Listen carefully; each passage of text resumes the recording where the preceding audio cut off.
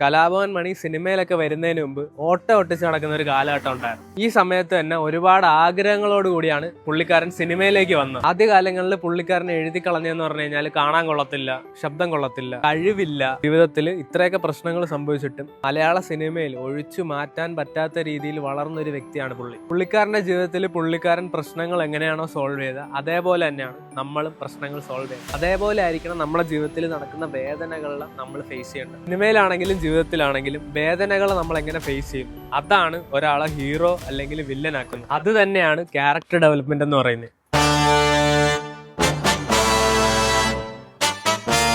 എന്തുകൊണ്ടാണ് ആളുകൾക്ക് character development ഉണ്ടാവുന്നത്?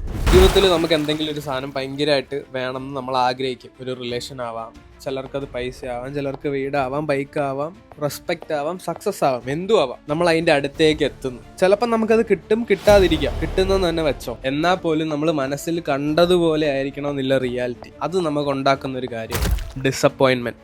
ഈ എക്സാക്ട് മൊമെന്റിലാണ് നമ്മുടെ ഇന്നസെൻസ് ഇല്ലാതാവുന്നത്. കാരണം നമ്മൾ റിയലൈസ് ചെയ്യും ലൈഫ് ഒരിക്കലും ഫെയർ അല്ല, പീപ്പിൾ ഒരിക്കലും ലോയൽ ആവണമെന്നില്ല, ആൻഡ് എഫേർട്ട് കൊണ്ട് മാത്രം ഒന്നും നടക്കില്ല എന്ന് നമ്മൾ തിരിച്ചറിയുന്ന സമയമായിരിക്കും അത്. ഇത് തന്നെയാണ് ക്യാരക്ടർ ഡെവലപ്മെന്റിന്റെ ബേസ് എന്ന് പറയുന്നത്, ഡിസപ്പോയിൻമെന്റ്.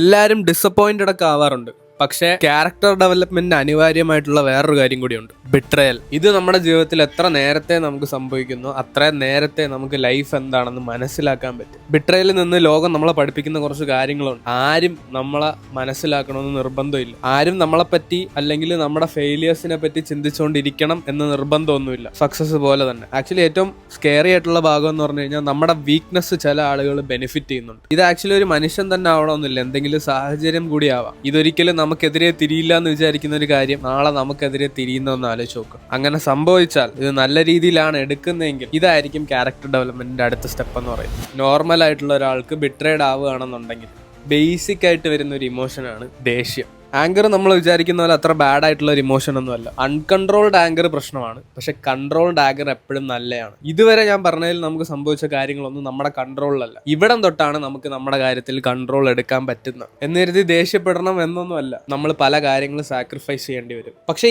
ഈ പോയിന്റിൽ വെച്ച് നമ്മളൊരു തീരുമാനം എടുക്കും, ഇതുവരെ എനിക്ക് സംഭവിച്ചതൊക്കെ ഓക്കെ, ഇനി എനിക്കിതൊരിക്കലും സംഭവിക്കാൻ പാടില്ല, അല്ലെങ്കിൽ ഞാനുമായിട്ട് അസോസിയേറ്റ് ചെയ്ത് നിൽക്കുന്ന ആർക്കും ഇങ്ങനൊരു പ്രശ്നം ഇനി ഒരിക്കലും ഉണ്ടാവരുത് എന്നൊരു തീരുമാനത്തിൽ നിന്നായിരിക്കും ക്യാരക്ടർ ഡെവലപ്മെന്റ് അടുത്ത സ്റ്റേജിലേക്ക് നമ്മൾ പോകുന്നു. ആങ്കർ, ആ തിരിച്ചറിവ് നമുക്ക് കൊണ്ടുവരുന്ന കുറച്ച് കാര്യങ്ങളുണ്ട്. ആരും നമ്മളെ വന്ന് സഹായിക്കില്ല, ആരും നമ്മളെ സേവ് ചെയ്യില്ല, നമ്മുടെ ഫ്യൂച്ചർ നമ്മളിൽ ഡിപ്പെൻഡന്റ് ആണ് എന്നുള്ളൊരു തീരുമാനം നമ്മൾ എടുക്കും. ഈ തീരുമാനങ്ങളൊന്നും വിഷമിച്ചോ അല്ലെങ്കിൽ ഒരു ഡിപ്രഷൻ സ്റ്റേജിൽ നിന്ന് നമ്മൾ എടുക്കുന്നതൊന്നുമല്ല. ഇത് വളരെ കെയർഫുൾ ആയിട്ട് നമ്മുടെ ഉള്ളിൽ തോന്നുന്ന ഒരു റിയലൈസേഷനാണ്. ഭയങ്കര പെയിൻഫുൾ ആയിട്ടുള്ള റിയലൈസേഷൻ ആയിരിക്കും, പക്ഷെ ഇത് നമ്മുടെ ഉള്ളിൽ ക്രിയേറ്റ് ചെയ്യുന്ന ഒരു കാര്യമാണ്, ഓണർഷിപ്പ്. ഇനി എന്റെ ജീവിതത്തിൽ നടക്കാൻ പോകുന്ന കാര്യങ്ങൾക്കെല്ലാം തീരുമാനം, ഉത്തരവാദി ഞാനാണ് എന്നുള്ളൊരു തീരുമാനം.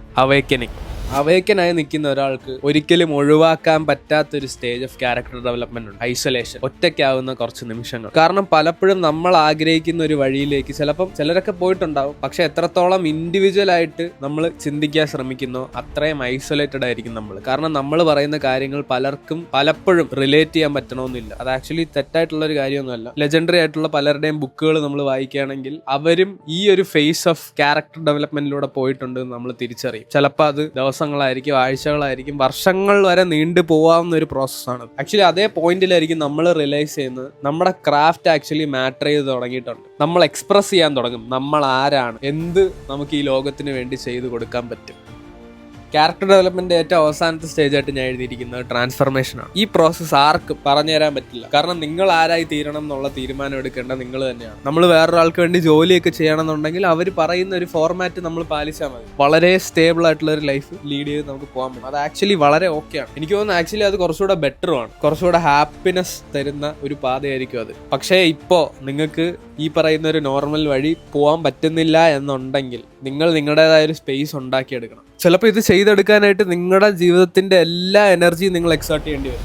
ഞാൻ ആക്ച്വലി ഈ പ്രോസസ്സ് എന്താണെന്ന് പറയുന്നതിനൊപ്പം തന്നെ ഇതെങ്ങനെ ചെയ്യണമെന്നും കൂടെ പറയുന്നുണ്ടായിരുന്നു. കാരണം എനിക്ക് തോന്നുന്നു ഞാൻ ആരുമല്ല ഒരാളുടെ ലൈഫിൽ ഇങ്ങനെ ജീവിക്കണം അങ്ങനെ ജീവിക്കണം എന്ന് പറയാൻ. എൻ്റെ ജീവിതത്തിൽ ആരും വന്ന് പറയുന്നത് എനിക്കും ഇഷ്ടമല്ല. അതുകൊണ്ട് തന്നെ ക്യാരക്ടർ ഡെവലപ്മെന്റ് എന്ന് പറയുന്ന ഒരു ജേണിയാണ്, അതൊരു ഗ്രോത്ത് ഫേസ് ആണ്. എല്ലാവരും ഒറ്റയ്ക്ക് ട്രാവൽ ചെയ്യേണ്ട ഒരു ജേണി.